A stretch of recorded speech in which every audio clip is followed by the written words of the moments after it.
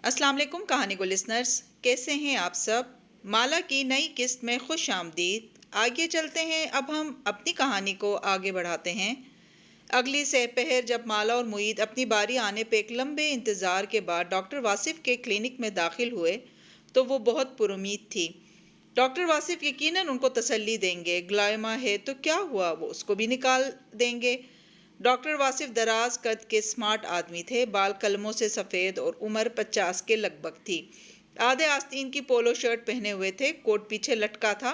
उनको आते देख के शनासाई से बोले, आ गए हो मुईद। वो उससे यकीनन पहले कहीं मिल चुके थे। उनकी आवाज़ रोबदार और ऊंची थी, ऐसी आवाज़ जो कोसों दूर से पहचान ली जाए। जी, ये मेरी सिस्टर है कशमाला।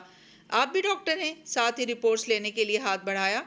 नहीं, लेकिन बन जाऊंगी। मुहित के हाथ में स्कैन थे। एमआरआई की रिपोर्ट कशमाला के हाथ में थी। उसने रिपोर्ट उनकी तरफ बढ़ा दी। डॉक्टर वासिफ ने रिपोर्ट के लिफाफे को एक नज़र देखा और फिर उसे डस्टबिन की तरफ उछाल दिया। मैंने आज तक किसी रेडियोलॉजिस्ट की बनाई हुई रिपोर्ट नहीं पढ़ी। एमआरआई स्कैन दिखाओ। अंदाज संजीदा और कतई था। मोहित जल्दी जल्दी स्कैन दिखाने लगा। वो अलबत्ता चेहरे पे नागवारी लिए पीछे होके बैठ गई। How rude. क्लिनिक में दीवार पे एक सफ़ेद रोशन चौखट्टा लगा था। डॉक्टर वासिफ कुछ देर काले एक्सरे जैसे स्कैन को वहाँ लगा के देखते रहे। वीडियोस भी देखी, उन सब में माँ के ब्रेन को हर एंगल से दिखाया गया था। बस दो रंग थे, सियाह और सफ़ेद। ये वो रंग थे जिन्हें सिर्फ सर्जन पढ़ सकते थे। मुईद बहुत कुछ उन्हें पहले ही ईमेल कर चुका था।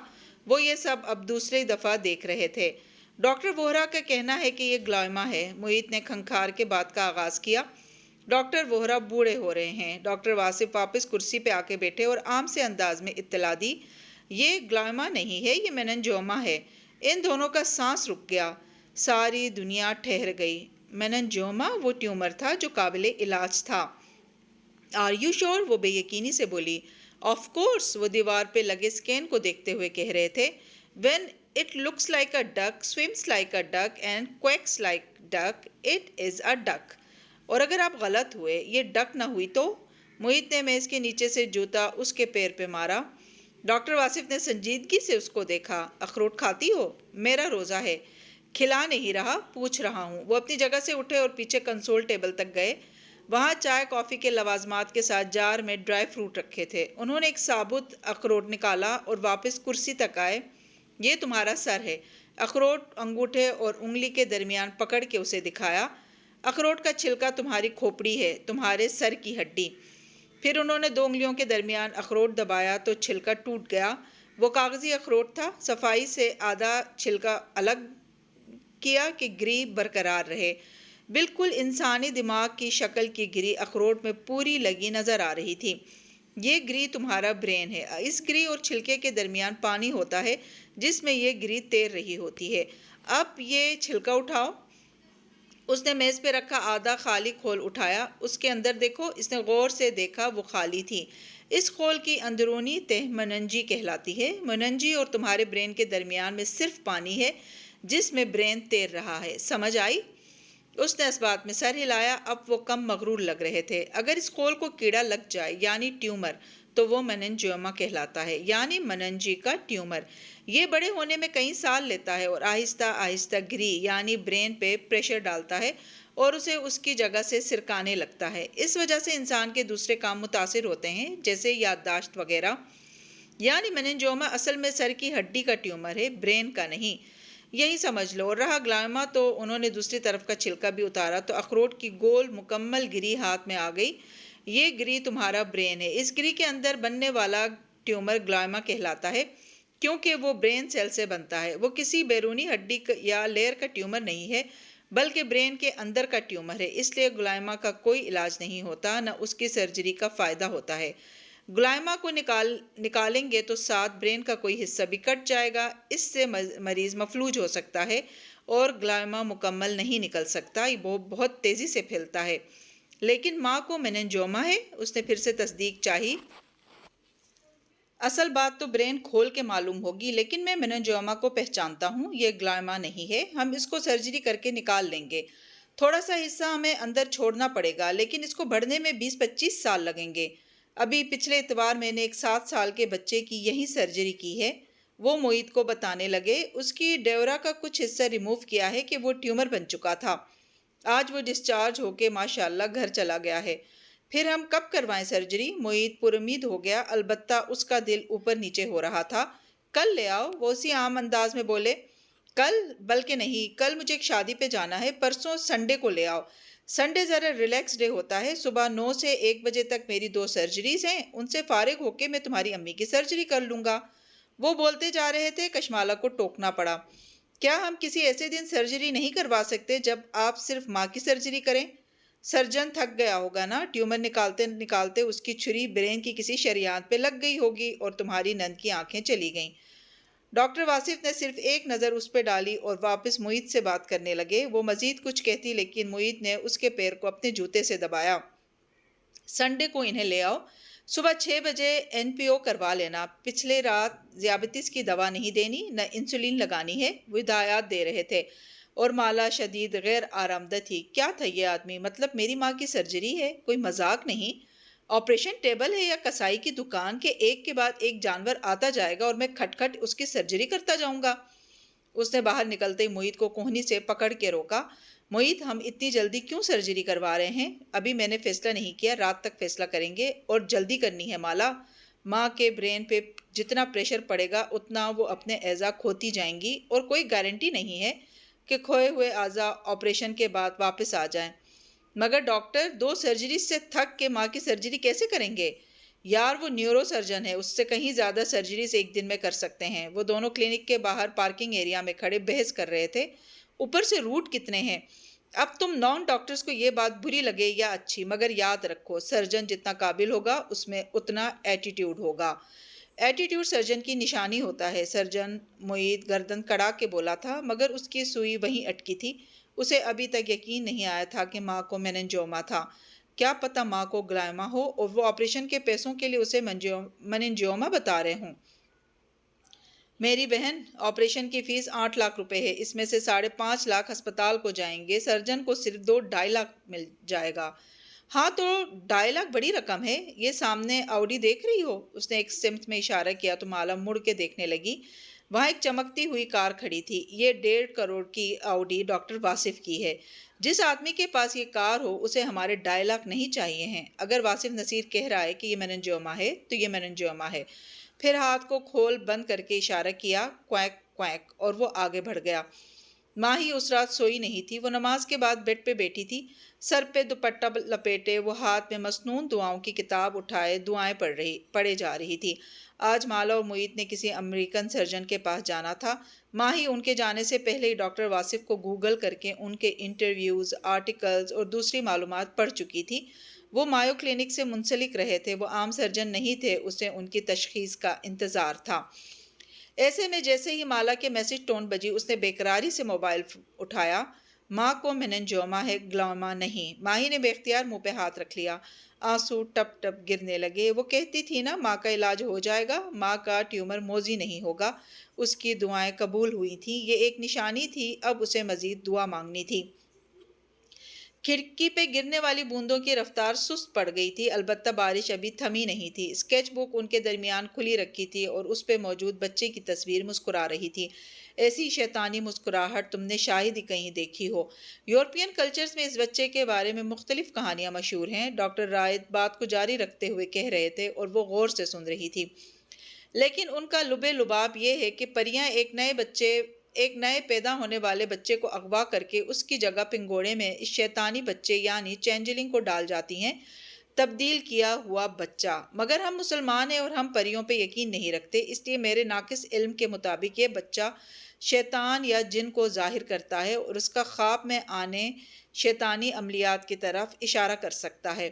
مجھے معلوم ہے برے خواب نہیں بتانے چاہیے ہیں، لیکن میں اس خواب کو غلطی سے پہلے ہی بیان کر چکی ہوں، اس لیے آپ کو بتائے دیتی ہوں۔ ماہی نے کھڑکی کے شیشے کو دیکھا جو پانی کے قطروں سے بھرا تھا۔ پل بھر گئی ان قطروں میں اس کے خوابوں کا عکس ابھرنے لگا۔ مجھے خواب میں نظر آیا کہ یہ بچہ، جس کی عمر 3-4 برس سے زیادہ نہیں لگتی، ہمارے گھر کے گرد چکر کاٹ رہا ہے اور ساتھ ہی ہنستا جا رہا ہے۔ اس کی ہنسی، اس کی کھوکھلی آنکھوں کی چمک، میں یہ کبھی نہیں بھول سکتی۔ ماہی کی آواز میں ایک دم بہت سے جذبات اکٹھے ہو گئے، خوف، بے بسی، نفرت۔ میں آگے بڑھ کے اس کو گردن سے پکڑ لیتی ہوں، پھر آیت الکرسی پڑھتے اس کا گلا دبانے کی کوشش کرتی ہوں، لیکن وہ نہیں مرتا۔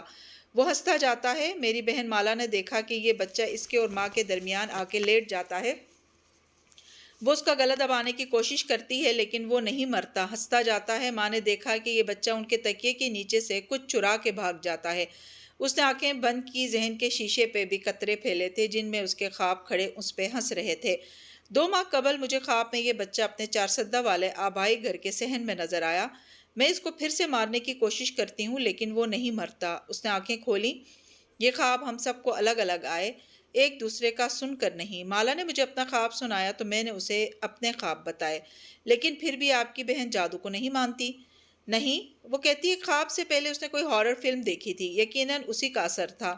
وہ اس موضوع پہ بات ہی نہیں کرتی، لیکن مجھے لگتا ہے کہ کوئی میری بہن پہ جادو کر رہا ہے، کیونکہ اسی کے ساتھ سارے واقعات ہوتے ہیں۔ خون آنا، کسی کا پیچھا کرنا، وہ بے بسی سے کہہ رہی تھی۔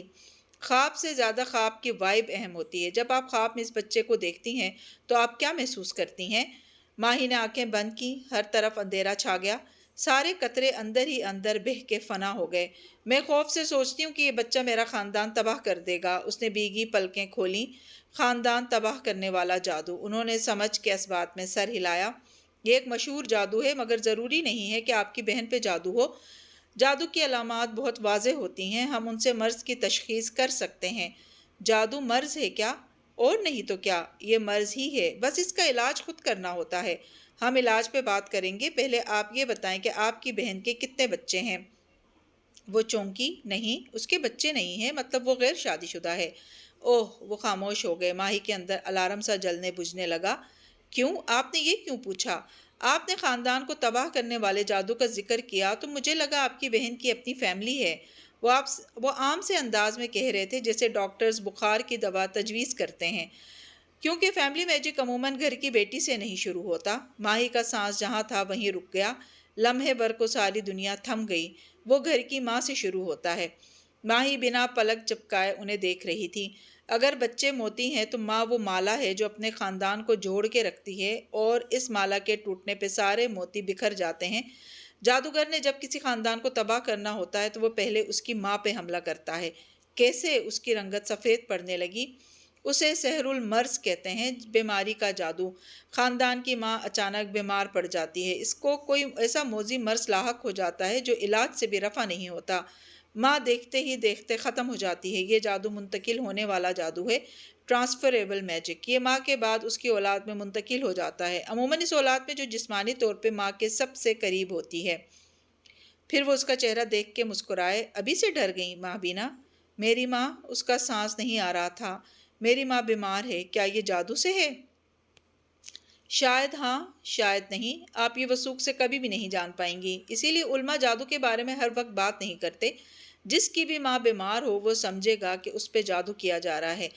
ایسے میں انسان خوف اور وہم کا شکار ہو جاتا ہے۔ اس کا چہرہ دیکھ کے تسلی دی۔ ضروری نہیں ہے کہ آپ کی ماں پہ جادو ہو، ہر بیماری جادو سے نہیں ہوتی۔ مگر مجھے کیسے معلوم ہوگا کہ میری ماں کی بیماری جادو سے ہے یا نہیں؟ اس کا اندازہ لگانے کے لیے آپ کو اپنی ماں کے مرض کی تشخیص کرنی ہوگی۔ جادو کی علامات ہوتی ہیں، اگر وہ علامات آپ کی ماں میں نہیں ہیں تو ان کی بیماری محض ایک بیماری ہے۔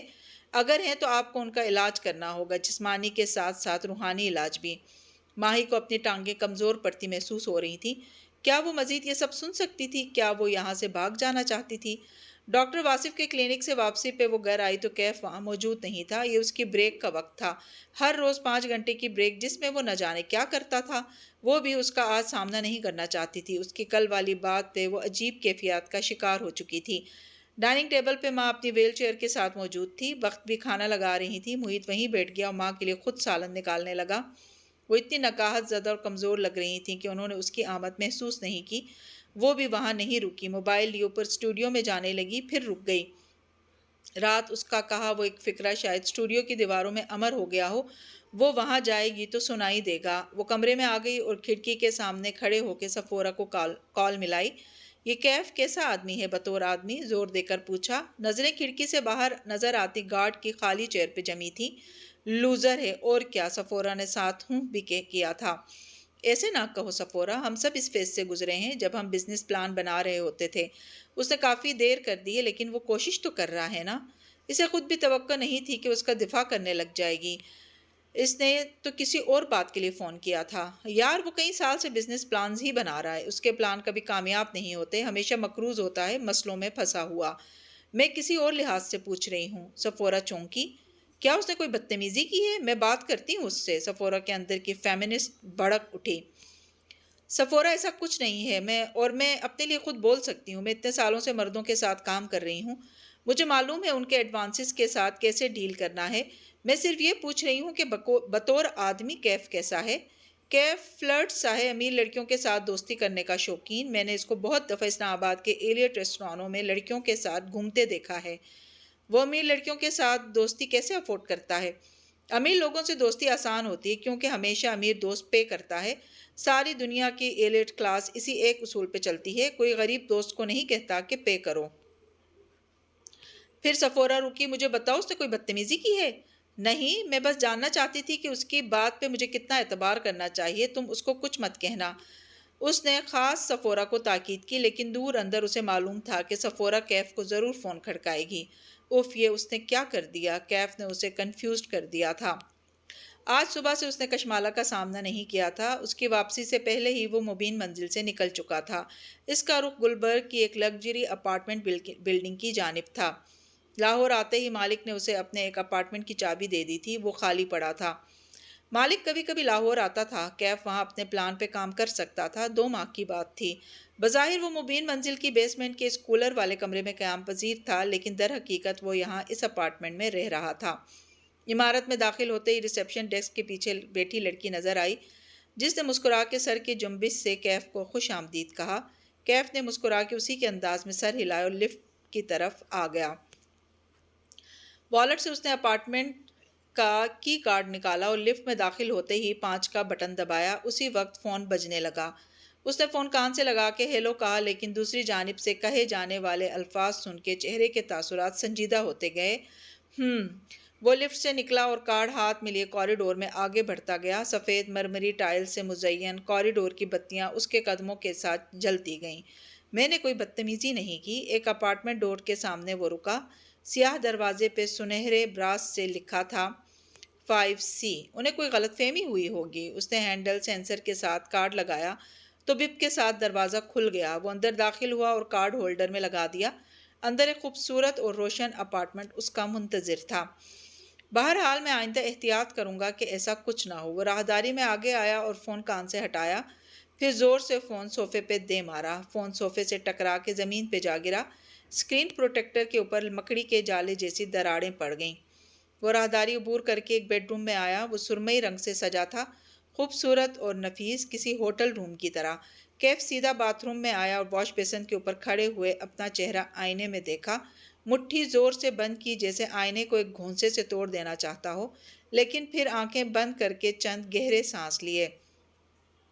مجھے وہ نہیں کہنا چاہیے تھا، میں اپنا فوکس لوز کر رہا ہوں، مجھے فوکس لوز نہیں کرنا۔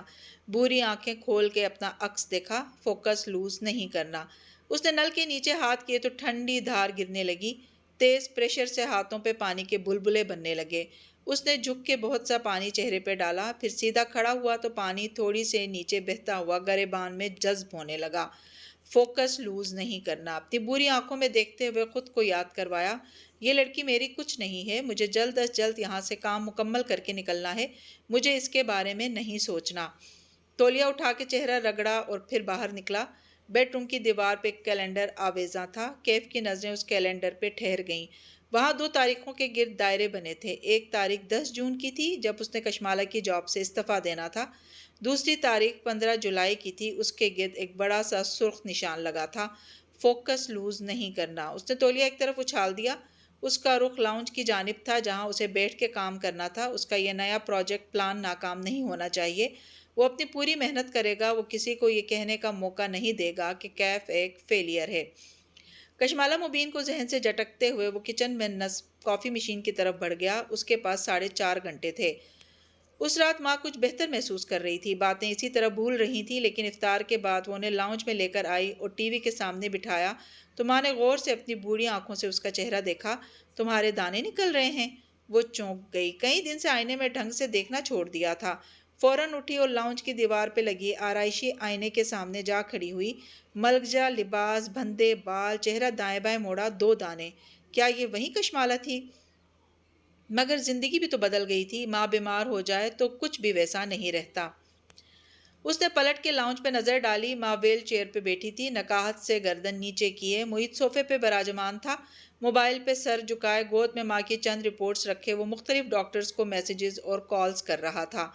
کبھی اس لاؤنج کی حالت مختلف ہوتی تھی۔ ماں تخت پہ بیٹھی سبزی کاٹ رہی ہوتی تھی، مالا ایک طرف کتابیں پھیلائے ان میں سر دیے بیٹھی ہوتی، ماہی دوسری طرف نیل پالش اٹھائے پیروں کو سجا رہی ہوتی۔ یک دم گھنٹی بجتی تو ٹین ایج محیط بھاگ کے باہر جاتا۔ واپسی پہ اس کے ہاتھ میں خوشبو اڑاتے پلاؤ کی پلیٹ ہوتی۔ ہمسائے والی دردانہ آنٹی کے پلاؤ کی خوشبو پہ سب سر اٹھاتے اور بھاگ کے ماں کے تخت کے گرد جمع ہو جاتے۔ ماں پلاؤ کی پلیٹ درمیان میں رکھتی، پھر ڈھکی ہوئی پلیٹ اٹھاتی تو بھاپ اور خوشبو ایک ساتھ باہر آتے۔ وہ چاروں بسم اللہ کر کے جلدی جلدی کھانے لگتے۔ اس میں ایک ہی بوٹی ہوتی اور وہ من و سلوا سے لذیذ ہوتی۔ چاہے اس دن گھر میں ماں نے دیگچہ بھر کے پلاؤ بنایا ہو، جو مزہ اس ہمسایوں کی پلیٹ کا تھا وہ کہیں اور نہیں تھا۔ وہ آسان دن تھے، تب چہرے کے دانوں اور وزن کے بارے میں فکر نہیں ہوتی تھی۔ بخت بھی کی آواز پہ اس کا ارتکاز ٹوٹا۔ محیط بھی رپورٹ سے سر اٹھا کے دیکھنے لگا۔ باہر آپ کی دبئی والی آنٹی آئی ہیں۔ وقت بھی مہمانوں کی کار کو پورچ کے اندر داخل ہوتے دیکھ آئی تھی۔ اوہ ہاں، ضیاءت نے مجھے کال کی تھی کہ وہ آ رہے ہیں، میں بتانا بھول گیا۔ اف محیط، اس نے اپنا حلیہ دیکھا۔ اتنے میں بخت بھی آواز دھیمی کر کے ان کے قریب آئی۔ ان کو بھی بس قہوہ اور بسکٹ پہ ٹرخا دوں؟ کشمالہ نے بے اختیار ماتھے کو چھوا۔ محیط نے برہمی سے اسے دیکھا۔ کیا مطلب قہوہ بسکٹ؟ ایسے کرتے ہیں مہمانوں کے ساتھ؟ سمجھاؤ یار مالا ان کو۔ ماں بیمار کیا ہوئی، بخت بھی کو سارے کام ہی بھول گئے، وہ ڈپٹ کے کہتا اٹھا اور مہمانوں کے استقبال کے لیے باہر نکل گیا۔ مالا نے پیر پٹخا۔ کہا تھا نا محیط کے سامنے نہیں کہنا، اس کو نہیں معلوم کہ اس کو کیسے ڈیل کرنا ہے۔ اچھا تو پھر قہوہ اور بسکٹ ہی لاؤں؟ اف بخت بھی کھانے کی تیاری کریں، میں کچھ باہر سے بھی آرڈر کرتی ہوں۔ وہ جھنجھلائی ہوئی کمرے میں آئی، الماری کھولی، ہینگرز الٹ پلٹ کیے۔ میری ماں کو برین ٹیومر ہے اور مجھے کپڑوں کی پڑی ہے، لیکن ماں کو ٹیومر نہ ہوتا اور وہ ذہنی طور پہ حاضر ہوتی تو اس کے گھڑے سے نکال کے پہنے لباس پہ اس کو 100 سلواتیں سناتی۔ اپنا حلیہ درست کرنا اس کی مجبوری تھی۔ وہ باہر آئی تو لیمن گرین لمبی قمیض اور ہم رنگ دوپٹے میں ملبوس تھی، سفید ٹراؤزرز کے ساتھ سفید ہیلز پہن رکھی تھی۔ بال کیچر میں آدھے بندھے تھے، 2 لٹیں عادتاً چہرے کے اطراف میں گرتی تھیں، سبز آنکھیں مسکارے سے سجی تھیں۔ وہ لاؤنج میں داخل ہوئی تو سب نظریں اس کی طرف اٹھیں۔ نگینہ آنٹی نے مسکرا کے اسے دیکھا۔ وہ تخت پہ ماں کے ساتھ بیٹھی تھیں، سفید چکن کاری کے دوپٹے کے حالے میں ان کا اجلا چہرہ بہت منور لگ رہا تھا۔ تسبیح پرس کے ساتھ لٹکی ہوتی تھی، ان کے گرد ایک اپنائیت کا سا حالہ تھا جو بہت کم لوگوں کے گرد محسوس ہوتا تھا۔ ضیاءت ساتھ ایک کرسی پہ بیٹھا تھا، اس نے جینز پہ آدھے آستین کی ایک سیاہ پولو پہن رکھی تھی۔ وہ سب کو سلام کہتی ان کے سامنے ایک سنگل صوفے پہ آ بیٹھی۔ محیط کی کال آ گئی تو وہ اٹھ کے باہر نکل گیا۔ کیسی ہے ہماری بیٹی؟ نگینہ آنٹی نے محبت اور اپنائیت سے اسے دیکھ کے پوچھا۔ ٹھیک ہوں، وہ پھیکا سا مسکرائی۔ مالا؟ ماں نے آنکھ سے اشارہ کیا۔ ایک تو ماں کی پرانی عادت تھی، بڑی محفل میں ایسے اشارہ کرتی کہ ان کے بچوں کو کیا پورے خاندان کو سمجھ آ جاتا۔ ماہی سے کہو آ بھی جائے، آنٹی کو سلام کرے۔ اس بات پہ سناٹا چھا گیا، لیکن اگلے ہی لمحے نگینہ آنٹی بڑے سبھاؤ سے بولی، ماہی مجھ سے لان میں مل چکی ہے، اب کچن میں مصروف ہوگی، اس کو نہ بلائیں۔ اچھا بھابھی، آپ پھر بتا رہی تھی اپنے کزن کے بیٹے کا؟ ہاں، وہ جب سے پیدا ہوا ہے بیمار ہے، کچھ دن بعد اس کا آپریشن ہونا ہے۔ ماں نے قصہ سنانا شروع کیا۔ اس قصے کو 10 سال گزر چکے تھے، لیکن ماں اپنے ذہن میں اسی پرانے دور میں تھیں جب ماہی اور مالا ٹین ایج لڑکیاں تھیں جو اگر رشتہ داروں کے سامنے آنے پہ ان سے نہ ملتی تو یہ انتہائی بدتمیزی شمار ہوتی۔ کاش وہ بھی ایسے ہی گزرے وقت واپس لا سکتی۔ اس نے یہ 10 سال پڑھائی اور کیریئر میں نہ لگائے ہوتے، وہ ماں کے پاس ہوتی۔ وہ بھیگی پلکوں سے ماں کو نگینہ آنٹی سے باتیں کرتے دیکھ رہی تھی۔ وہ اس کے قریب کھنکھارا تو مالا نے چونک کے گردن اس طرف موڑی۔ وہ اس کے سامنے والے صوفے پہ بیٹھا تھا، دھیمی آواز میں اس کو تسلی دی۔ کشمالہ، وہ ٹھیک ہو جائیں گی۔ مجھے نہیں پتا، اس نے نفی میں سر ہلایا۔ ڈاکٹرز کیا کہتے ہیں؟ وہ کتنا خوبصورت بولتا تھا، مدھم سا۔ یہیں کے اتوار کی صبح سرجری کروا لیں۔ اتنی جلدی؟ ضیاءت نے حیرت سے اسے دیکھا۔ آپ کو سیکنڈ رائے بھی لینی چاہیے، ڈاکٹرز کا کوئی بھروسہ نہیں ہوتا۔ محیط کہتا ہے ایسے نہیں ہوتا، سرجنز ایسے نہیں کرتے۔ وہ دونوں دھیمی آواز میں بات کر رہے تھے۔ محیط بھی آپ کا بھائی ہے، آپ دونوں ہر ایک پہ بہت جلد اعتبار کر لیتے ہیں۔ محیط کو امید ہے کہ سرجری کامیاب ہوگی۔ زیاد سلطان ہلکا سا مسکرایا۔ ایسے فیصلے امید یا وائب پہ نہیں کرتے، سوچ سمجھ کے کرتے ہیں۔ چند دوسرے سرجن سے مشورہ کریں، ہو سکے تو انہیں باہر لے جائیں۔ وہ چند لمحے یک ٹک اسے دیکھے گئی، ذہن میں ایک خیال سر اٹھانے لگا۔ کسی نے مجھے کہا تھا کہ اگر میں تصور کروں کہ اچھا ہوگا تو اچھا ہی ہوگا۔ زیاد ہلکا سا ہنس دیا۔ اور جس کو آپ نے کہتے سنا، کیا اس کے تصورات نے اس کے لیے سب اچھا کر دیا؟ وہ کچھ بول نہ سکی۔ تصور کرنے سے ہر چیز ٹھیک ہو جاتی تو ہم سب تصور ہی کرتے رہتے۔ تصور کرنے والے صرف تصور میں جیتے ہیں۔ حقیقی زندگی میں ان لوگوں کا کوئی شعر نہیں ہوتا۔ آپ کو سوچ سمجھ کے آنٹی کے لیے فیصلہ کرنا ہے۔ اس کے سامنے بیٹھا شخص ایک کامیاب انسان تھا، معاشرے کے کامیاب مرد کے ٹائٹل پہ پورا اترتا تھا۔ یعنی اس نے 30 کا ہندسہ عبور کرنے سے پہلے اپنا گھر بنا لیا تھا، کیریئر سیٹ کر لیا تھا۔ شاید وہ درست کہہ رہا تھا، انسان تصورات کے سہارے نہیں چل سکتا۔ کیا میں نے آپ کو پھر سے اداس کر دیا؟ وہ نرمی سے اس کو دیکھ کے بولا تو وہ چونکی، پھر مسکرا کے نفی میں سر ہلایا۔ آپ درست کہہ رہے ہیں، تصورات میں جینے والے ہمیشہ ناکام ہی رہتے ہیں۔ لیکن معید بھی ٹھیک کہہ رہا ہے، اس کو سرجنز کے بارے میں مجھے اور آپ سے زیادہ معلوم ہے۔ اٹل لہجے میں اپنی بات کہہ کے اٹھ کھڑی ہوئی۔ میں کچن دیکھ لوں؟ سفید ہیل سے چلتی ہوئی وہ کچن میں آئی تو وہاں سلیم برتن نکال رہا تھا۔ کام زیادہ ہونے کی وجہ سے بخت بھی اس کو اندر بلا لیا کرتی تھی۔ خود بخت بھی ڈرٹی کچن میں کھڑی کچھ تلنے میں مصروف تھی۔ مالا کی متلاشی نظریں کچن کے باہر گیلری کی طرف اٹھیں۔ سرسری سا سوال کیا، کیف واپس نہیں آیا؟ نہیں۔ عجیب سی بے چینی ہونے لگی، کہیں سفورہ نے اسے کچھ کہہ نہ دیا ہو۔ اف! اس کی غیر موجودگی میں ماں نگینہ بیگم سے زیاد کی منگیتر کے انتقال پہ افسوس کر رہی تھیں۔ بس بہن کیا بتاؤں، نگینہ آنٹی گہرے دکھ سے بولیں۔ اتنی پیاری بچی تھی وہ، انگلینڈ میں پڑھائی کر رہی تھی۔ اس کی سالگرہ تھی اس دن، بیکری سے کیک لینے جا رہی تھی کہ ایک امیر بوڑھے نے اپنی کار سے اس کی کار کو ٹکر مار دی۔ ماں نے افسوس سے انہیں دیکھا۔ اس بوڑھے پہ کیس وغیرہ نہیں چلا؟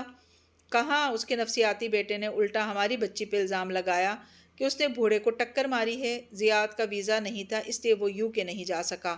ہم سبرینا کے گھر والوں کے لیے کچھ نہیں کر سکے۔ اس بوڑھے کے نفسیاتی خاندان نے ان لوگوں کو بہت ہراس کیا۔ تنگ آ کے وہ لوگ پاکستان واپس شفٹ ہو گئے۔ سارے لاؤنج میں افسردہ سی خاموشی چھا گئی۔ دیٹس سو سیڈ، معید کھنکھارا۔ کتنا عرصہ ہو گیا اس بات کو؟ یہی 1.25 سال، نگینہ آنٹی یاد کر کے کہنے لگیں۔ 2 سال 3 ماہ، زیاد ایک دم بولا، پھر وہ خاموش ہو گیا۔ نگینہ بیگم نے افسوس سے اپنے بیٹے کو دیکھا اور پھر گہری سانس لی۔ معید نے بات بدل دی اور تھوڑی دیر میں وہ سب اس قصے کو بھلا کے دوسری باتیں کرنے لگے۔ کشمالہ ان سے بے خبر ڈائننگ روم میں برتن سیٹ کروا رہی تھی۔ ان کے جانے کے بعد اس نے ماں کو دوا دے کر سلا دیا اور پھر خود لان میں آ گئی۔ اسے کیف کا انتظار تھا۔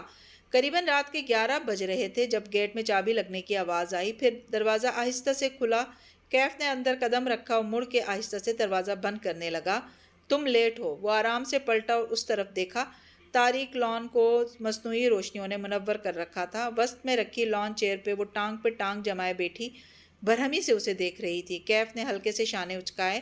آپ مہمانوں میں بزی تھیں؟ وہ گئے تو میں آ گیا، عام لہجے میں کہتا ہوا وہ لان کی طرف آیا، ساتھ ہی انگلیوں میں چابی گھما رہا تھا۔ CCTV کیمروں کی ایپ کی رسائی کیف کے پاس بھی تھی۔ وہ اپنے فون کے ذریعے گھر کے داخلی دروازوں پہ نظر رکھ سکتا تھا۔ اس بات کا لیٹ ہونے سے کیا تعلق ہے؟ سختی سے کہتی وہ اپنی جگہ سے اٹھی۔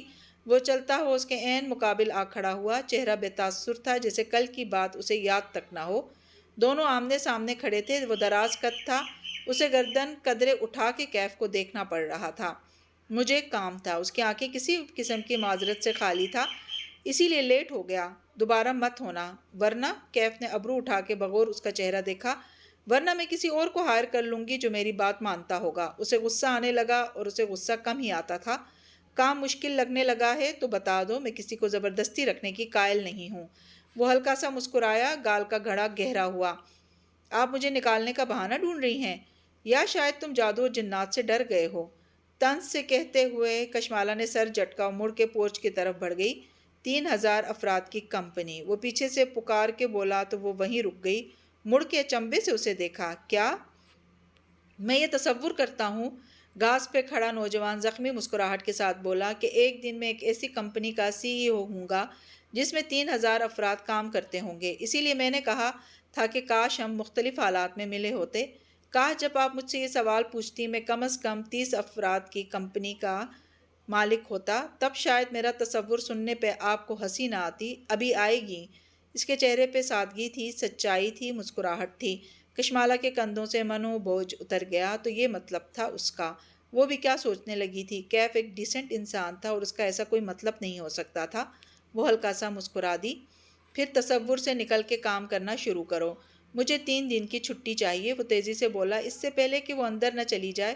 کشمالہ کے ابرو اچنبھے سے اکٹھے ہوئے۔ اسلام آباد جانا ہے؟ زارا کی طبیعت ٹھیک نہیں ہے۔ وہ چونکی۔ یہ نام؟ زارا میری بیوی، وہ اسی سادگی سے مسکرا کے بولا۔ کشمالہ کے چہرے پہ چونک جانے کا تاثر بہت واضح تھا۔ اوہ، سمجھ میں نہیں آیا کہ کیا کہے۔ شوق بہت بڑا تھا۔ تم نے کبھی ذکر نہیں کیا؟ کیا زیادہ طبیعت خراب ہے؟ سرسری سے انداز میں پوچھنے لگی۔ میں اس کا ذکر کسی سے نہیں کرتا کیونکہ ہم نے گھر والوں کو بغیر بتائے نکاح کیا تھا۔ وہ دونوں چند گز کے فاصلے پہ کھڑے تھے۔ اوپر آسمان تاریک تھا اور قدموں میں گھاس بچھی تھی۔ دراصل میری فیملی راضی نہیں ہے، اس لیے ہمیں یہ قدم اٹھانا پڑا۔ میرے گھر والوں کو ابھی تک نہیں معلوم، لیکن ہم آہستہ آہستہ ان کو منا لیں گے۔ آپ کو اس لیے بتا رہا ہوں کہ میں کوئی لیم قسم کا بہانہ بنا کے چھٹی نہیں مانگنا چاہتا۔ شیور، اس نے بددقت اپنے تاثرات نارمل رکھے۔ تم 3 دن آف کر لو، نو پرابلم۔ ویسے بھی ماں کی سرجری ہے، ہم اسپتال میں ہوں گے، تمہاری ضرورت نہیں ہوگی۔ فراخ دلی سے کہہ کے لیمو رنگ کے لباس والی لڑکی مڑی اور اندر گم ہو گئی۔ کیف کی مسکراہٹ غائب ہو گئی۔ وہ اس کے چہرے کا شوق دیکھ چکا تھا۔ وہ جانتا تھا وہ کیا سوچ رہی ہوگی۔ چند لمحے وہ وہیں کھڑا اس دروازے کو دیکھتا رہا جسے وہ بند کر کے گئی تھی۔ یہ دروازہ بند رہنا چاہیے تھا، اسے فوکس لوز نہیں کرنا۔ اس نے اپنا سبق دہرایا۔ اندر کمرے میں آتے ہی وہ گہرے گہرے سانس لیتی بیڈ پہ بیٹھ گئی۔ اس کے لب ابھی تک بے یقینی سے کھلے تھے۔ زارا کیف، اس لیے اس کا نام زارا کیف تھا۔ وہ اس کی بیوی تھی، وہ پہلے سے شادی شدہ تھا اور وہ صرف اپنے تصور کی بات کر رہا تھا۔ وہ بھی کیا احمقانہ باتیں سوچنے لگی تھی۔ صفورہ ٹھیک کہتی تھی، کیف کی دنیا اس سے الگ تھی اور پھر اسے کیف میں دلچسپی تھی بھی نہیں۔ اس نے دہرایا، مجھے کیف میں کوئی دلچسپی نہیں ہے، وہ تو بس پتہ نہیں۔ اس نے سر جھٹک کے موبائل اٹھا لیا، اسے کیف جمال کو ذہن سے نکالنا تھا۔ جی تو کہانی کو لسنرز، آج کی قسط آپ کو کیسی لگی؟ امید ہے کہ پسند آئی ہوگی۔